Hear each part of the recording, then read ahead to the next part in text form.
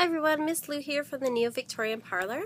I just want to say thank you so much to all my new subscribers.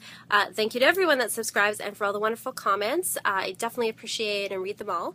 I actually got the topic for this video as a suggestion from someone who left a comment about what do I think of Pastel Goth and New Goth. So you may ask yourself, what is Pastel Goth and New Goth? If you don't know, if you haven't seen it going around, I've seen a lot of it on Tumblr. Look it up, but also I'll show you a couple examples. No, these are not my pictures. They are from Tumblr. So first of all, this is Pastel Goth.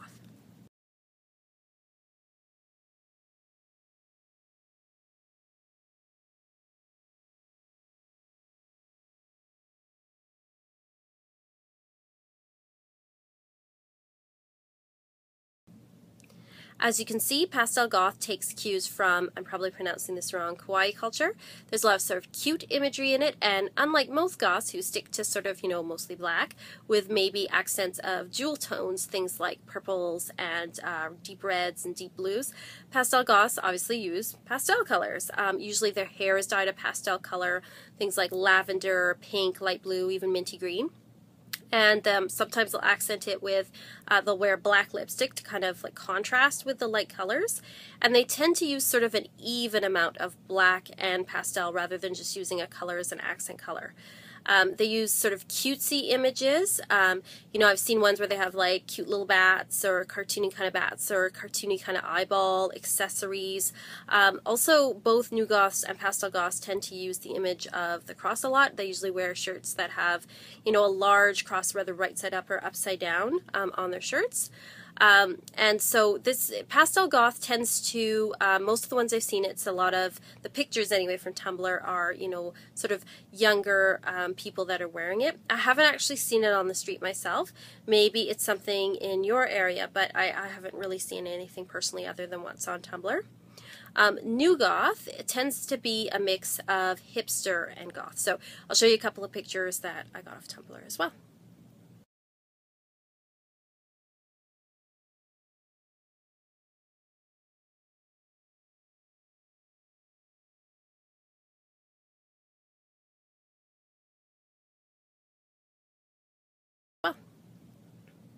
So New Goth, obviously it's a mix of hipster and goth.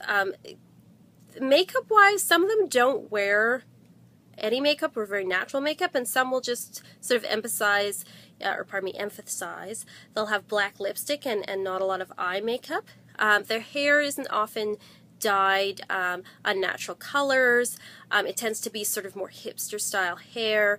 A lot of the clothes they wear make me think of Forever 21 type clothes. Like they usually have, collared shirts that are see-through that matched with leggings, or sometimes they'll wear like a black t-shirt with a big white cross and leggings, sometimes with blue jean shorts over it. So it's very much like a combo of the hipster sort of goth styles sort of smushed together.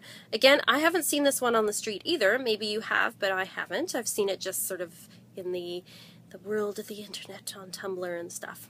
What do I think of this? Well, I think everyone has their own style, and if you like something and it appeals to you, then go ahead and wear it. It's not like there's a rule book where somebody's going to be like, you can't wear that. And anybody that says that to you, well, tell them to go, I don't know, jump off a pier or something. I mean, it's your life and you can look how you want to look. Whether or not it's really goth, well, no one, is an authority on that either. Things evolve and change, and the way goth looked 10 years ago is different than it looks now and different than it looked 20 years ago.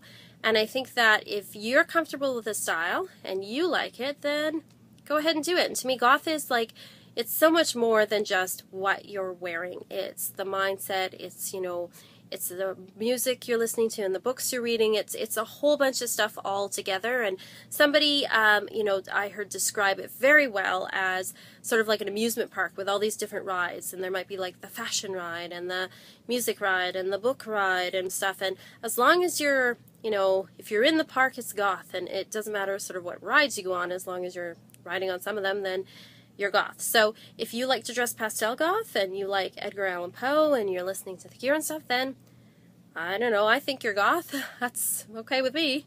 But you know, everyone has a different opinion. But at the end of the day, it's what you're comfortable with, and it's what appeals to you. And just because some stranger on the internet criticizes you and says that's not really goth, well, who are they and what do they know? So, you know, if you like it, I say, hey, you know, incorporate it in. Plus, no one I know dresses a specific genre all the time. You know, I don't know anyone that dresses romantic goth all the time or cyber goth all the time. They probably dress sometimes one way, sometimes another, and mix and match from, you know, different parts. And, you know, that's part of developing your own style. So that's just my opinion. You know, and certainly, you know, I wrote like on my blog about pastel goth and bubble goth, and one of the things that I said about, which is another substyle which we'll go into, but pastel goth is, especially if you're younger and you're just getting into it, you know, it might be a good way to go. So it might be a good way to go if you're just easing your parents into it, because it's not so scary. It involves a lot of cute things, and you can slowly work your way up to more gothiness. So anyway, let me know what you think, what your thoughts are. You know, I love to see all the comments, so comment, like, subscribe, and I'll see you in my next video. Have a great day.